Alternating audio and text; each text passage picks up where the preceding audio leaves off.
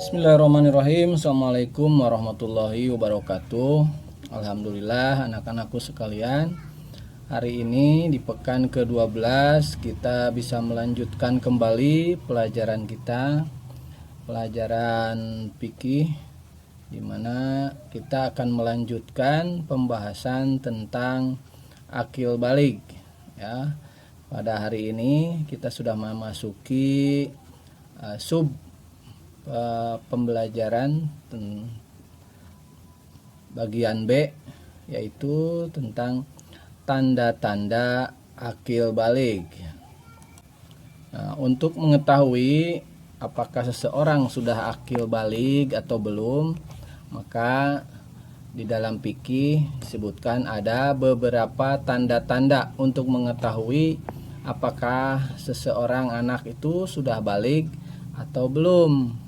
Di antara tanda-tanda akil balik itu ada 3. Itu yang pertama yaitu haid. Tentunya kalau haid ini adalah untuk anak perempuan. Biasanya minimal anak yang sudah haid itu 9 tahun sudah ada yang haid. Ya, jadi nanti kalau misalnya kalian sudah 9 tahun minimal ada yang keluar darah dari kemaluannya, itu jangan panik, jangan kaget. Tinggal nanti konsultasikan, ditanyakan kepada orang tuanya apakah itu darah haid atau bukan ya. Tapi usia 9 tahun itu adalah minimal. Tapi berbeda-beda untuk setiap orangnya. Ada yang 9 tahun, 10 tahun atau lebih ya. Yang kedua, tanda-tanda balik itu adalah ihtilam atau mimpi basah. Ini untuk laki-laki dan sama minimal usianya itu 9 tahun. Jadi paling kecil 9 tahun itu sudah mimpi.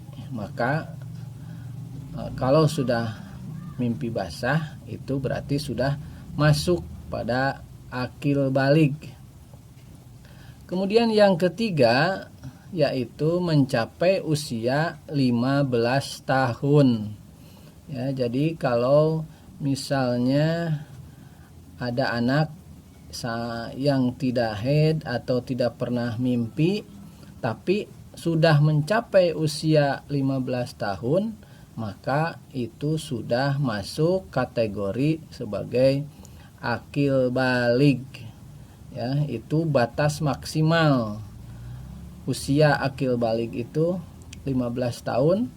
Kalau belum haid ataupun belum mimpi basah berarti itu sudah akil balik. Jadi batasannya usia bagi orang yang tidak haid dan tidak mimpi basah ya. Perlu kalian ketahui tentang mimpi basah.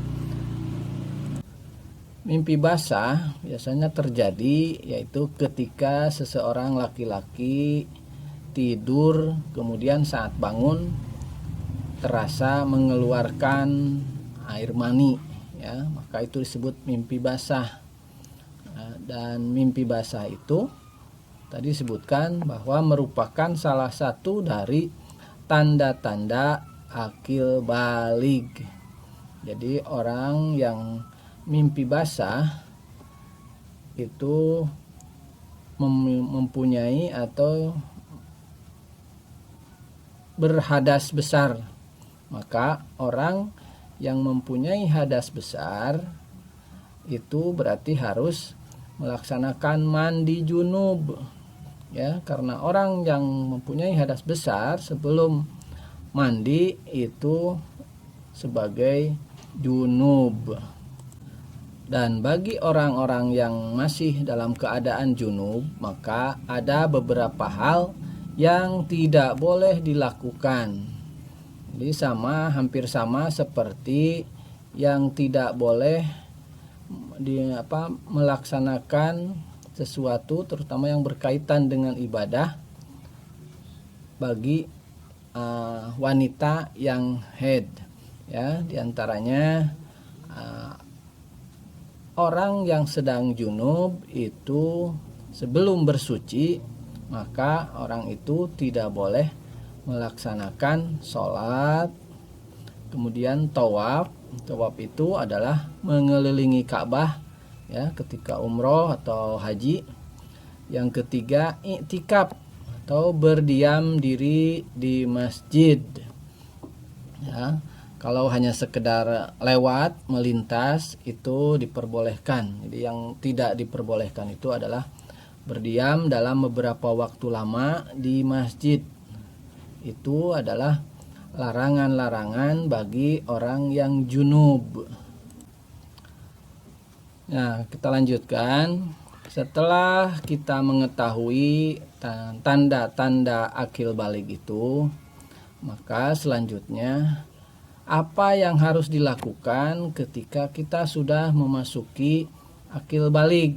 Ketika kalian sudah haid, sudah merasakan mimpi basah, atau nanti sudah usia 15 tahun, apa yang hendaknya kalian lakukan? Yang pertama, ketika sudah memasuki balik, akil balik, maka kalian harus mulai belajar mandiri, mengurus diri sendiri ya di dalam keluarga. Ya, selanjutnya bisa menjaga kehormatan diri, orang tua, dan juga anggota keluarga yang lainnya. Dan mesti diingat, kalau sudah akil balik, sudah memasuki akil balik, maka tidurnya pun harus terpisah dari orang tua. Jangan tidur bareng terus sama orang tua. Bahkan masuk kamar pun, kamar orang tua terutama, itu harus seizin dari orang tua. Jadi tidak boleh sembarangan memasuki kamar siapa saja. Ya, termasuk orang tua, kakak, adik, dan lain sebagainya. Pokoknya orang lain itu tidak boleh, harus ada izin dulu ya. Kalau masuk kamar ketok pintu dulu, kalau sudah ada izin baru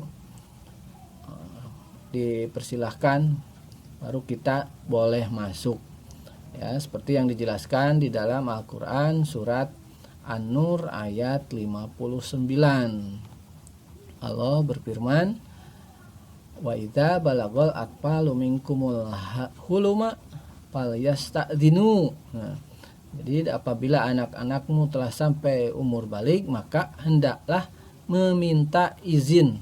Tentunya izin ini dalam segala hal ya. Dalam segala hal harus permisi dulu, meminta izin dulu. Ya, itu anak-anakku sekalian, pembahasan tentang tanda-tanda akil balik dan segala sesuatu yang menyangkut dengan tanda-tanda akil balik tadi. Seperti biasa, di akhir pembelajaran kita ada tugas, silahkan dikerjakan.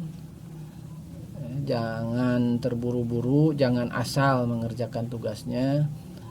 Kerjakan dengan sebaik-baiknya. Itu aja anak-anak sekalian. Terima kasih atas partisipasi kalian untuk terus mengikuti pelajaran ini. Wassalamualaikum warahmatullahi wabarakatuh.